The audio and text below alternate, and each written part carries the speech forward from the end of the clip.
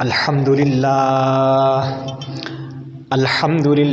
نحمدہ ونستعینہ ونستغفرہ ونؤمن بہ ونتوکل علیہ ونعوذ باللہ من شرور انفسنا ومن سیئات اعمالنا من يهده الله فلا مضل له ومن يضلله فلا هادي له ونشهد أن لا إله إلا الله وحده لا شريك له ونشهد أن سيدنا وسندنا وحبيبنا وشفيعنا ومحبوبنا محمدا عبده ورسوله أما بعد فأعوذ بالله من الشيطان الرجيم بسم الله الرحمن الرحيم سبحان الذي أسرى بعبده ليلا من المسجد الحرام إلى المسجد الأقصى الذي باركنا حوله لنريه من آياتنا إنه هو السميع البصير صدق اللہ العظیم۔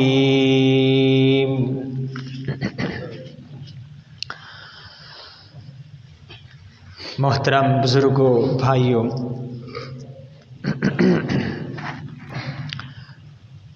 آج رجب کی 26 تاریخ ہے۔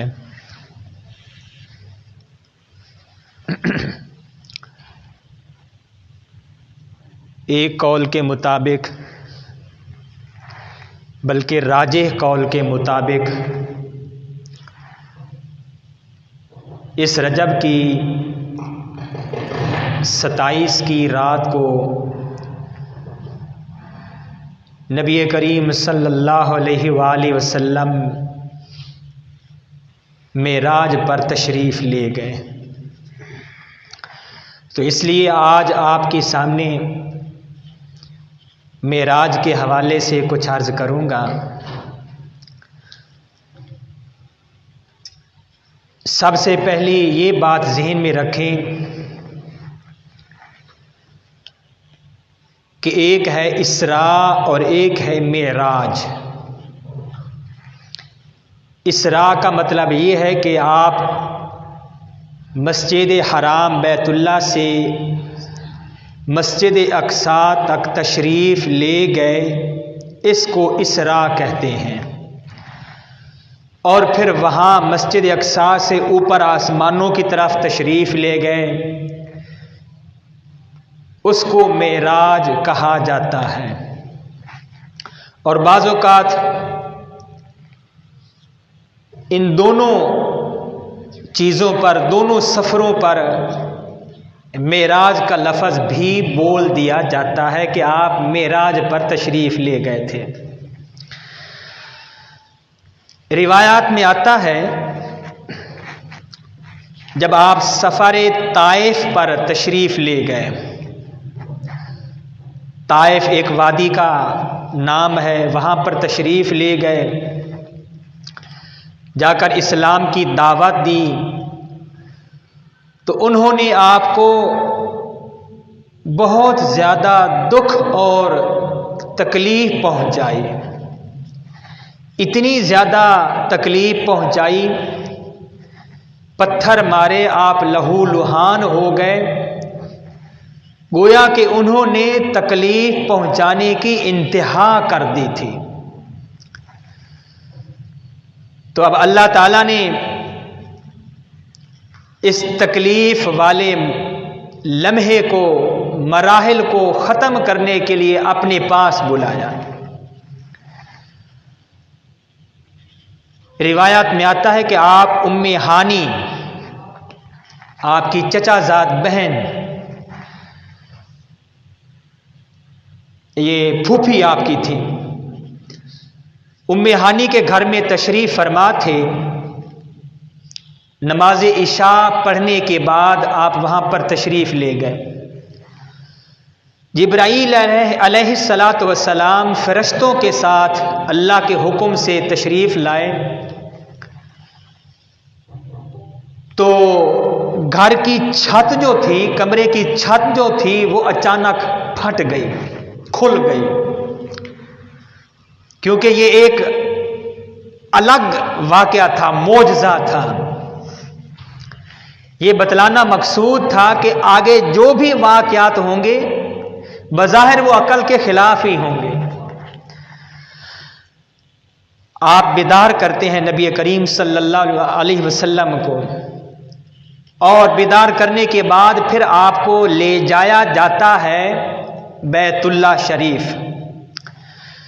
بیت اللہ شریف جو احباب گئے ہوئے ہیں، آپ نے دیکھا ہوگا ایک حصہ تو وہ چھتا ہوا ہے، جو بڑا کمرہ جو ہے،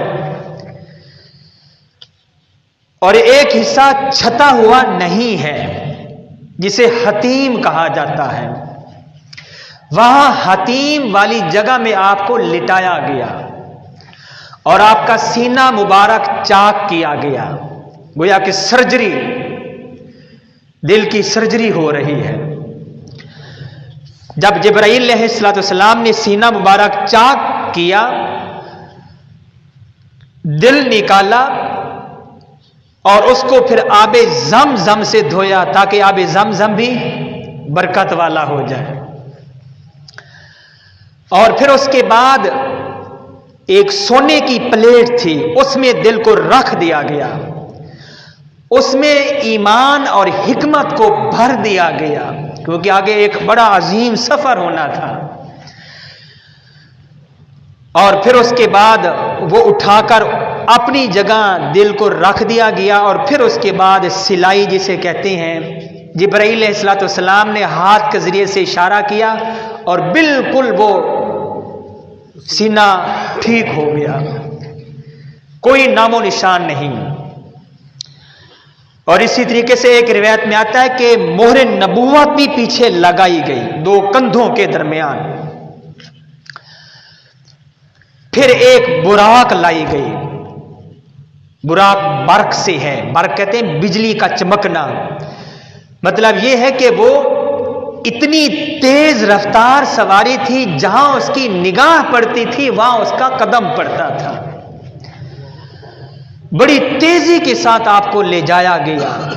جب جا رہے ہیں ساتھ ملائکہ بھی ہیں، جبرائیل و میکائیل بھی ہیں۔ ایک روایت میں آتا ہے کہ جبرائیل علیہ السلام آپ کے ساتھ، آپ کے پیچھے اسی سواری پر سوار ہیں، آپ کی ردیف ہیں۔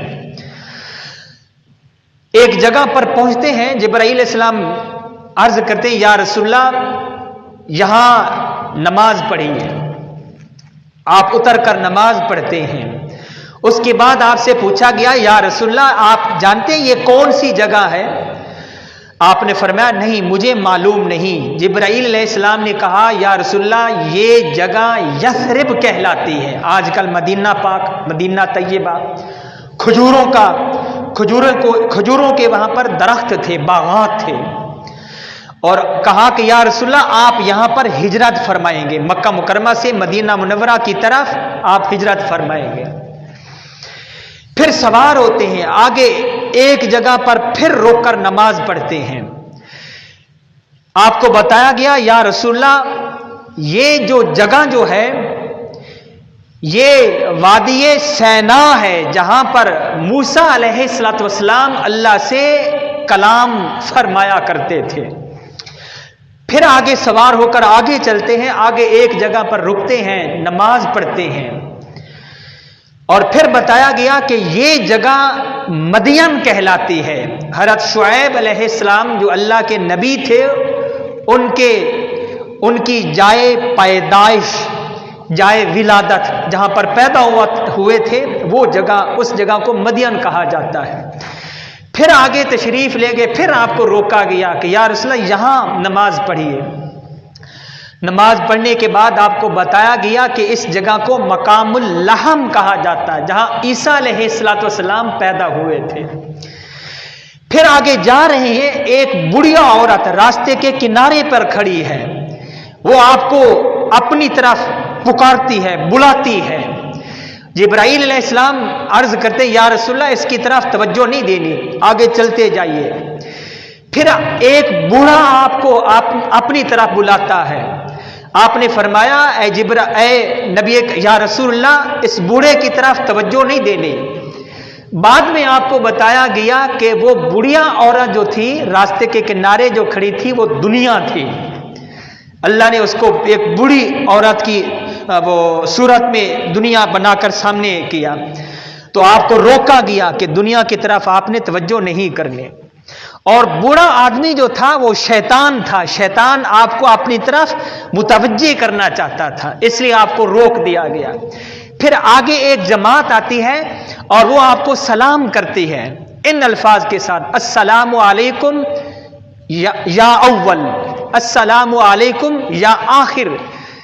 بتایا گیا کہ یہ جماعت جو ہے یہ انبیاء کی جماعت ہے۔ اور پھر اس کے بعد اور بھی مختلف واقعات پیش آتے ہیں۔ بیت المقدس مسجد اقصی میں پہنچتے ہیں، وہاں ایک روایت کے مطابق باہر کوئی پتھر پڑا تھا، اس پتھر کے ساتھ نبی کریم صلی اللہ علیہ وسلم خود اس سواری کو باندھ دیتے ہیں، اور ایک روایت کے مطابق کہ جبرائیل علیہ السلام انگلی سے اس میں سوراخ کرتے ہیں اور خود جبرائیل علیہ السلام اس سواری کو اس پتھر کے ساتھ باندھ دیتے ہیں۔ پھر اس کے بعد مسجد میں داخل ہوتے ہیں اور آگے سارے انبیاء رسول 1,24,000 نبی وہاں پر موجود ہیں آپ کے استقبال کے لیے، اور اذان دی جاتی ہے، پھر اقامت کہی جاتی ہے، تکبیر کہی جاتی ہے، اور پھر اس کے بعد انتظار ہے کہ کون ان کو امامت کروائے گا۔ ملائکہ بھی وہاں پر موجود ہیں، انبیاء رسول بھی وہاں پر موجود ہیں۔ جبرائیل علیہ السلام پیارے نبی کریم حضرت محمد مصطفیٰ صلی اللہ علیہ وسلم کا ہاتھ مبارک پکڑ کر مصلی پر کھڑا کرتے ہیں اور کہتے ہیں کہ یا رسول اللہ آپ امامت کروائیے، ان کو نماز پڑھائیے۔ یہ بات ذہن میں رکھیں کہ یہ نفل نماز تھی، کیونکہ آپ عشاء کی نماز پڑھ کر گھر تشریف لے گئے تھے ام ہانی کے ہاں، وہاں سے پھر آپ کو آگے لے جایا گیا، اور جب واپسی ہوتی ہے تو وہ فجر کی نماز سے پہلے واپسی ہوتی ہے، تو اس لیے یہ نفل نماز تھی، فرض نماز نہیں تھی۔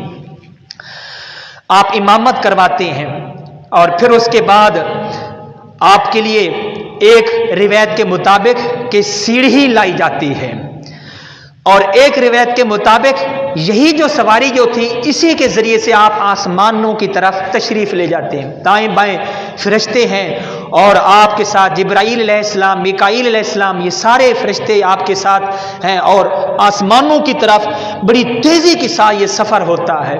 پہلے آسمان پر جب پہنچتے ہیں تو وہاں پر جبرائیل علیہ السلام دستک دیتے ہیں، اندر سے آواز آتی ہے کون؟ آپ عرض کرتے ہیں کہ میں جبرائیل۔ آپ کے ساتھ کون؟ عرض کرتے ہیں کہ میرے ساتھ محمد صلی اللہ علیہ وسلم ہے، کیا ان کو بلایا گیا؟ تو جواب دیتے ہیں کہ ہاں ان کو بلایا گیا ہے، دروازہ کھولا جاتا ہے۔ آگے آپ دیکھتے ہیں آدم علیہ السلام تشریف فرما ہے، آدم علیہ السلام استقبال کرتے ہیں ان الفاظ کے ساتھ، السلام علیکم اے میرے نیک بیٹے، بالابن صالح والنبی صالح، اے میرے نیک بیٹے، وہ آپ کا استقبال کرتے ہیں۔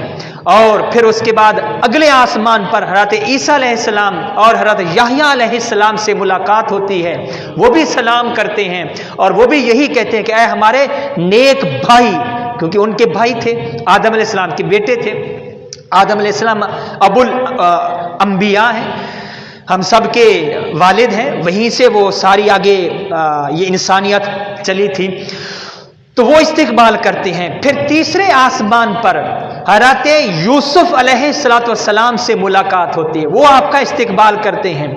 چوتھے آسمان پر حضرت ہارون علیہ السلام سے ملاقات ہوتی ہے۔ پانچویں آسمان پر حضرت موسیٰ علیہ السلام سے ملاقات ہوتی ہے۔ چھٹے آسمان پر حضرت یہ ادریس علیہ السلام سے ملاقات ہوتی ہے، اور آخری جو آسمان ہے یہ 7واں آسمان وہاں پر حضرت ابراہیم علیہ السلام سے ملاقات ہوتی ہے۔ جب وہاں پر تشریف لے جاتے ہیں تو ابراہیم علیہ السلام کو دیکھا، وہاں پر بیت معمور ہے، جیسے ہمارا بیت اللہ ہے، وہاں فرشتوں کا بیت اللہ، اس کو بیت معمور کہا جاتا ہے۔ اس کی دیوار کے ساتھ ٹیک لگا کر بیٹھے ہوئے ہیں، تو جب جاتے ہیں وہ استقبال کرتے ہیں اور بالابن صالح کہتے ہیں، میرا نیک بیٹا۔ تو اور وہ بیت معمور جو ہے روزانہ اس کا 70,000 فرشتے طواف کرتے ہیں۔ جو ایک مرتبہ طواف کرتے ہیں دوبارہ ان کی باری نہیں آتی۔ اس سے اندازہ لگائیں کہ کتنے زیادہ فرشتے ہیں، کتنی زیادہ یہ اللہ کی مخلوقات ہیں۔ پھر اس کے بعد آگے آپ کو لے جایا جاتا ہے سدرۃ المنتہا۔ سدرہ بیری کو کہتے ہیں، اور منتہا انتہا کی جگہ، کہ اس جگہ سے یہ ایک درخت ہوتا ہے، بیری کا درخت، اس جگہ سے آگے کوئی مخلوق نہیں جا سکتی، اس سے اوپر کوئی مخلوق بھی نہیں جا سکتی۔ اور وہاں پر پھر جبرائیل علیہ السلام رک جاتے ہیں، اور پھر اس کے بعد آگے آپ کو لے جایا جاتا ہے۔ حدیث میں آتا ہے صحابتن، ایک بادل ہوتا ہے جس کے ہر طرح اس کا وہ رنگ ہوتا ہے، رنگ برنگا ایک بادل ہوتا ہے۔ پھر وہاں سے آگے جاتے ہیں، ایک مقام آتا ہے، مقام یہ صریف الاقلام۔ صریف الاقلام کہتے ہیں یہ قلم جس کے ساتھ لکھا جاتا ہے، اس کے لکھنے سے جو آواز پیدا ہوتی ہے، وہاں آواز سنائی دیتی ہے کہ جو فرشتے وہاں پر وہ تقدیر اور جو بھی اللہ کے احکامات امور جو ہوتے ہیں وہ وہاں پر لکھ رہے ہوتے ہیں لوح محفوظ سے۔ اور پھر اس کے بعد آگے آپ کو لے جاتا ہے 70,000 پردے طے کر کے پھر اوپر لے جایا جاتا ہے، اور وہاں پر اتنا زیادہ قریب ہوتے ہیں، اتنا زیادہ قریب ہوتے ہیں، فَكَانَ قَابَ قَوْسَيْنِ أَوْ أَدْنَىٰ، کہ بالکل نبی کریم صلی اللہ علیہ وسلم اللہ کے سامنے بیٹھے ہوتے ہیں، اللہ کا دیدار کر رہے ہوتے ہیں۔ اور یہ ذہن میں بات رکھیں کہ یہ جو معراج جو آپ کو کروایا گیا، اللہ تعالیٰ کا دیدار جو کروایا گیا، یہ جسمانی تھا، یہ روحانی نہیں تھا۔ انہی جسم کی آنکھوں سے آپ نے اللہ تعالیٰ کو دیکھا ہے، اور پھر اس کے بعد اللہ تعالیٰ سے ہم کلامی ہوئی، اور وہ کیا بات ہوئی تھی، کیا گفتگو ہوئی تھی، کیا کلام ہوئی تھی، اس کے بارے میں حدیثوں میں نہیں بتایا گیا۔ بس اللہ تعالیٰ کی اور آپ کے حبیب، پیارے حبیب حضرت محمد مصطفیٰ صلی اللہ علیہ وسلم کی جو ہم کلامی ہوئی، گفتگو جو ہوئی، وہ حدیثوں میں مذکور نہیں ہے۔ 3 تحفے اللہ تعالیٰ نے عطا فرمائے تھے۔ روایت میں آتا ہے 50 نمازیں دی گئی، 50 نمازیں۔ واپس جب آئے، ایک تو یہ نمازوں کا تحفہ تھا، اور دوسرا تحفہ تھا سورہ بقرہ کی آخری جو آیات ہیں، خواتین سورہ بقرہ انہیں کہا جاتا ہے، جن میں دعاؤں کا ذکر ہے، وہ دعائیں کرنی چاہیے، قبولیت والی وہ مقبول وہ دعائیں ہیں۔ اور تیسرا تحفہ تھا کہ آپ کی امت میں جو لوگ اللہ کے ساتھ کسی کو شریک نہیں ٹھہرائیں گے، شرک نہیں کریں گے، تو اللہ تعالیٰ ان کے بڑے گناہ، کبائر گناہ بھی معاف فرما دیں گے اپنے فضل و کرم سے، یا شفاعت سے، انبیاء کی شفاعت سے، علماء کی شفاعت سے، حفاظ کی شفاعت سے، کیونکہ وہاں پر مختلف سفارشیں ہوں گے، مختلف لوگ وہاں پر سفارشیں کریں گے، شفاعتیں ہوں گی۔ سب سے بڑی جو شفاعت ہوگی، شفاعت کبریٰ جسے کہا جاتا ہے، وہ تو نبی کریم صلی اللہ علیہ وسلم ہی کریں گے جب آپ سجدے میں چلے جائیں گے، اور پھر آپ کو حکم ہوگا کہ اپنا سر مبارک اٹھائیے، ارفع، اپنا سر مبارک اٹھائیے، سل توتا اشفع تشفع، کہ آج مجھ سے مانگو آپ کو دیا جائے گا، جس کے بارے میں بھی آپ سفارش کرو گے آپ کی سفارش قبول کی جائے گی۔ تو بہرحال یہ تحفے، نمازوں کا تحفہ لے کر واپس آ رہے تھے۔ حضرت ابراہیم علیہ السلام 7ویں آسمان پر تھے، انہوں نے کچھ بھی نہیں کہا، خاموش رہے، اس لیے کہ وہ مقام خلت پر فائز تھے۔ اللہ کے خلیل، جو اللہ کا خلیل ہوتا ہے، اس میں صرف ایک چیز ہوتی ہے، سر تسلیم، کہ اپنے آپ کو آگے حکم خداوندی کے آگے اپنے آپ کو جھکا دینا، جو بھی اللہ کا حکم ہے۔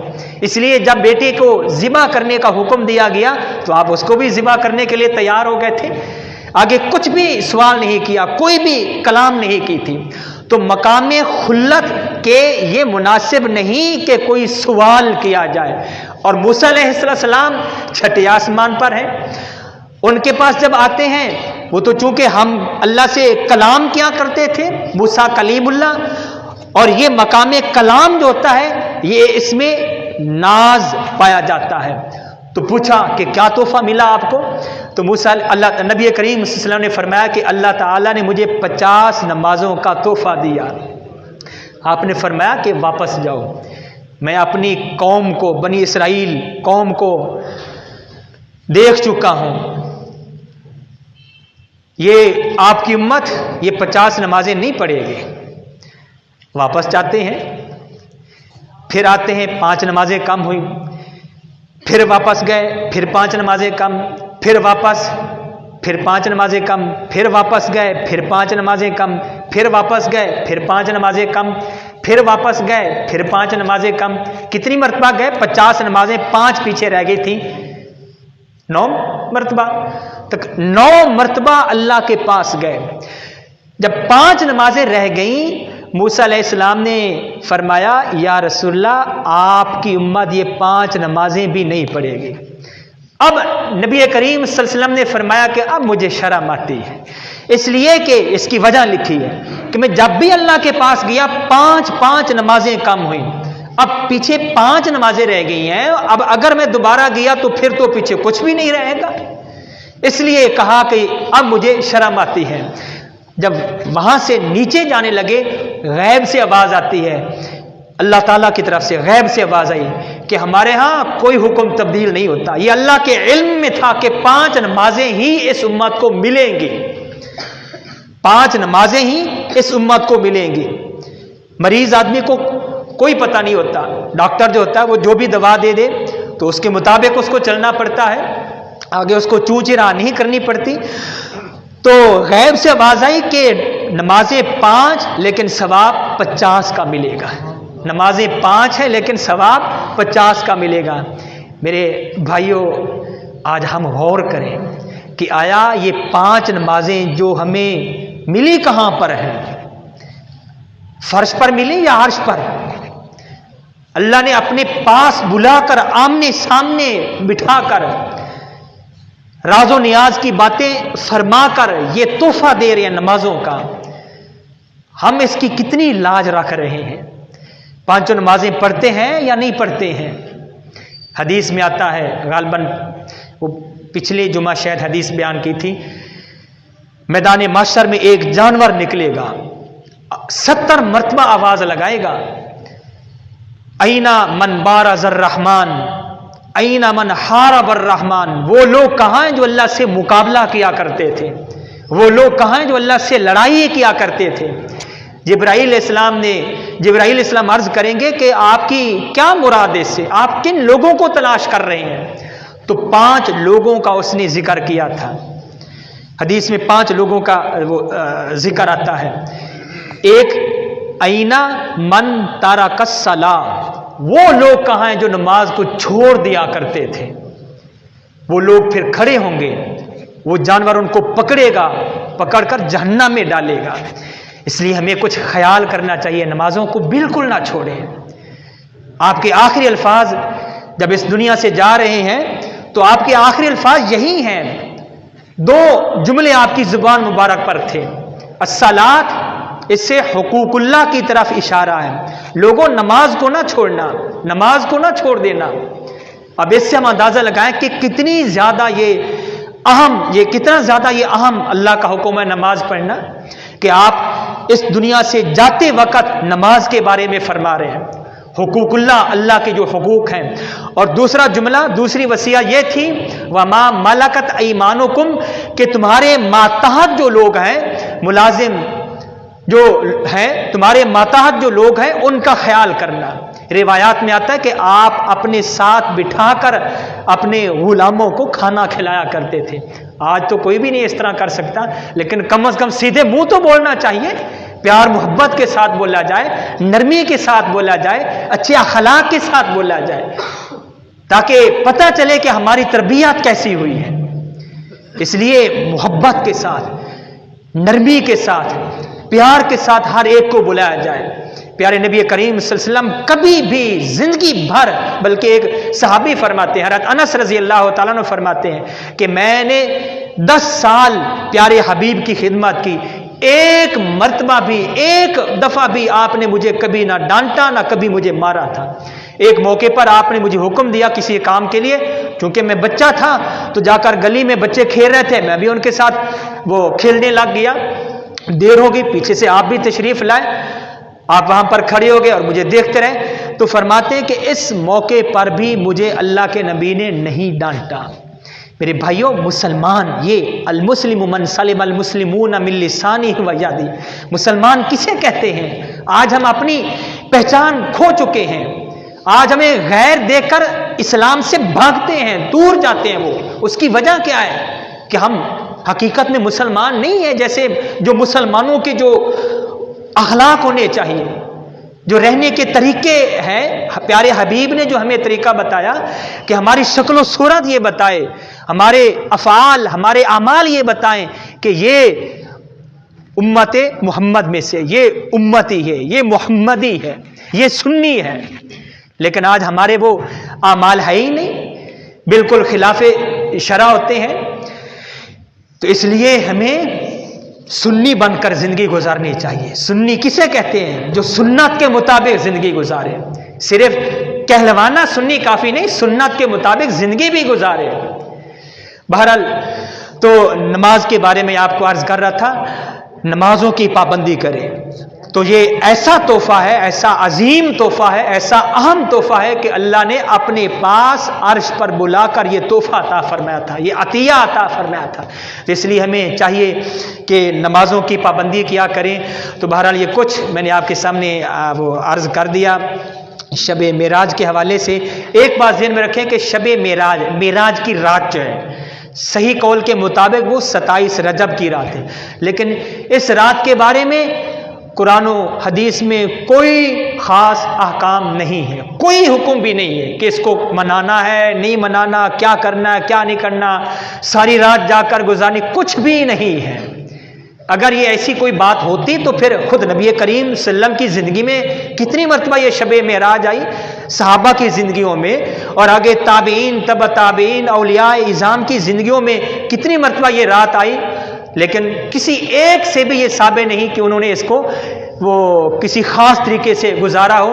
تو اس لیے ہاں یہی ہے کہ ہم سے کوئی گناہ نہ ہو، اور روزانہ اصالہ ثواب کیا کریں، انبیاء اور رسول کے لیے، اپنے رشتہ داروں کے لیے، صحابہ کرام کے لیے سورہ اخلاص پڑھ کر دم کر دیا کریں، لا الہ الا اللہ پڑھ کر دم کر دیا کریں، درود شریف پڑھ کر یہ اصالہ ثواب کر دیا کریں، میں دم کہہ رہا ہوں، اصالہ ثواب کر دیا کریں۔ سبحان اللہ ہم نے کہا، اس کا بھی ثواب ہم وہ اصالہ ثواب کر سکتے ہیں، کوئی چھوٹی سے چھوٹی نیکی ہو اس کا بھی ہم اصالہ ثواب کر سکتے ہیں۔ تو بہرحال اللہ تعالی ہمیں پکا سچا نمازی بنائے، اور حقیقت میں ہمیں اللہ تعالی ہمیں سنی بنائے، اللہ ہمیں عمل کرنے کی توفیق عطا فرمائے۔